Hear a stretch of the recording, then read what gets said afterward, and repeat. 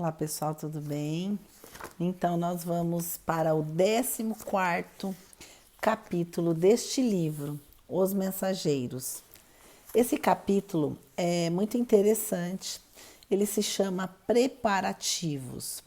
O Aniceto chega a se encontrar com Vicente e com André Luiz para lhes informar que eles irão vir à crosta terrestre para um trabalho de auxílio às pessoas, um trabalho específico, mas um trabalho direcionado ao auxílio, um trabalho que irá dar um grande aprendizado a Vicente e a André. O André fica surpreso ao saber dessa notícia, porque ele narra aqui no livro que ele havia se dirigido à crosta terrestre em algumas oportunidades, ele se reencontrou com seus familiares, mas nunca a serviço. Então, o Vicente e o André se preparam e o Aniceto diz que ambos precisariam de muita oração, porque eles precisariam abrir a mente e conseguir visualizar mais. Eles precisariam meditar para que pudessem estar aptos para o trabalho que fariam na crosta terrestre. Vejam que interessante como cada trabalho e esse auxílio que a espiritualidade nos oportuniza nos trabalhos, nos centros espíritas, nos trabalhos mediúnicos, trabalhos de desobsessão, em todos os trabalhos, a equipe espiritual que vem nos auxiliar, ela também se prepara para a execução desse trabalho. E é isso que o André está nos dizendo aqui no livro. Eles se prepararam, eles tiveram que passar por esse ministério, que é o ministério pelos gabinetes do auxílio magnético às percepções. Vejam que interessante. Também direcionado no nosso lar, ele fica lá no nosso lar, para que ele fica dentro do centro de mensageiros, que é onde passa toda a parte desse livro que a gente tem visto até aqui. Alcançarem o necessário melhoramento da visão. Logicamente que essa visão é o melhoramento da visão espiritual, para que nesse contato com esse trabalho que eles irão realizar, eles tenham a faculdade muito mais sensível, avançada, os olhos do espírito, evidentemente. Aquela noite o André nos conta que ele fez uma longa e sentida oração diante desse desafio, diante desta oportunidade de trabalho. E ele conta, poucas vezes orei com a emoção daquela hora. E isso nos dá uma outra reflexão quanto ao nosso trabalho. Aqui, enquanto encarnados, nos centros espíritas, nos trabalhos mediúnicos, nos trabalhos públicos, da importância de nós nos prepararmos, de nós estudarmos, de nós meditarmos, fazermos as nossas reflexões, porque vejam, a espiritualidade conta com esse nosso trabalho, a espiritualidade conta com o nosso preparo, ainda a nossa responsabilidade. Diz que essa noite ele foi descansar e ficou ansioso com esse trabalho que eles fariam. E após passar por esse local, né, pelo auxílio magnético, as percepções, ele não notou nada de muito diferente, mas ele percebeu que ele tinha mais bom ânimo e algo parece que estava mais clara a visão. Meus sentidos, visão e da audição pareciam mais límpidos. Aniceto, que se mostrava muito satisfeito, esperava-nos no centro, marcando a partida para o meio-dia. Não nos ausentamos do nosso lar. Os viajores terrestres, geralmente carregados de matalotagens e volumes diversos. Aqui, disse Aniceto brincalhão, toda a nossa bagagem é a do coração. Na terra, malas, bolsas, embrulhos, mas agora devemos conduzir propósitos, energias, conhecimentos e, acima de tudo, disposição sincera de servir, a boa vontade.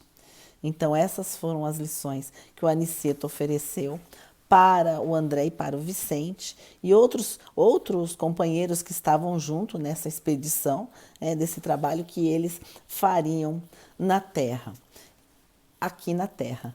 E o que foi interessante também, que o Aniceto explica a eles a trajetória, o caminho que eles iriam seguir para se direcionarem ao trabalho que iriam realizar. O caminho era diferente. A viagem para vocês será diferente, disse o Aniceto.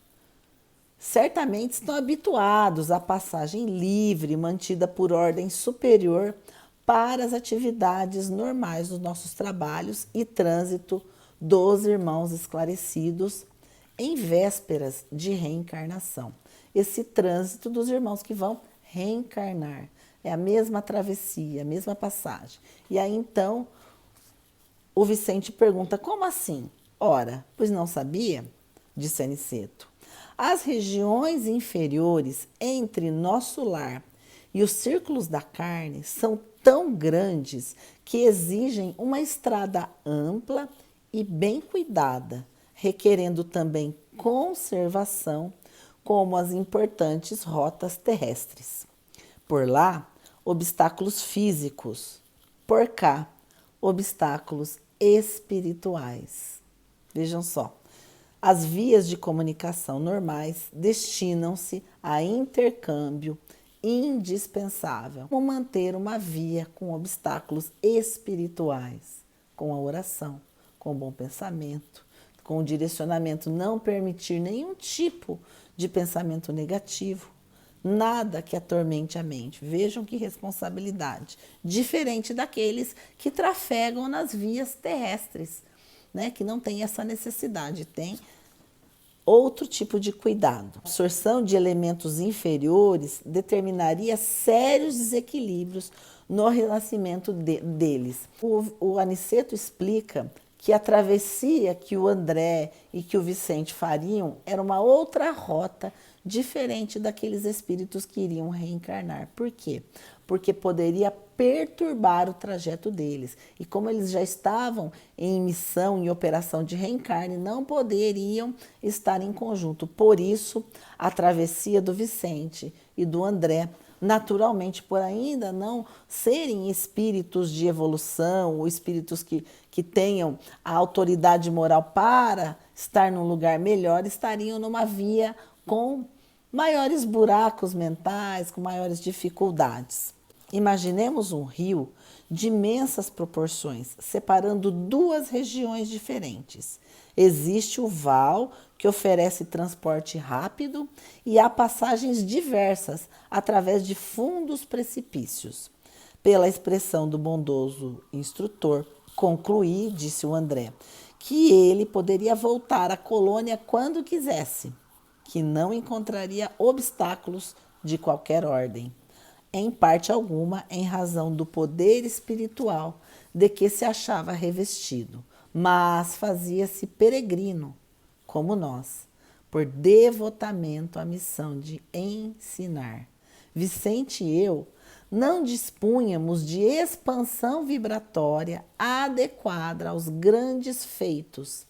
Éramos vulgares, quanto o era a maioria dos habitantes da nossa cidade espiritual.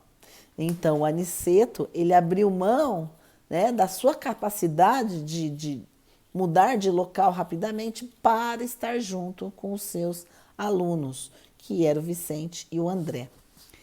Possuímos apenas alguns princípios de volitação.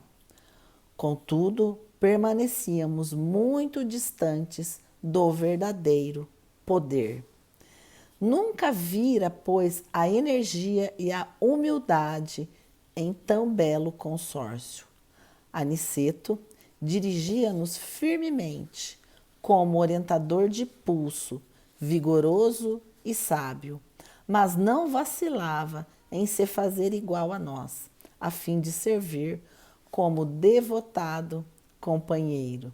meditando sobre as lições sublimes, em pleno impulso volitante, contemplei as torres do nosso lar que iam ficando à distância.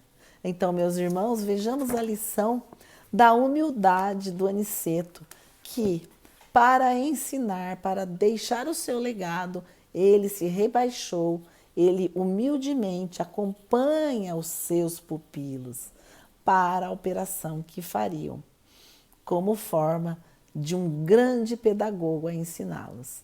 Então pensemos nisso, que Jesus nos abençoe.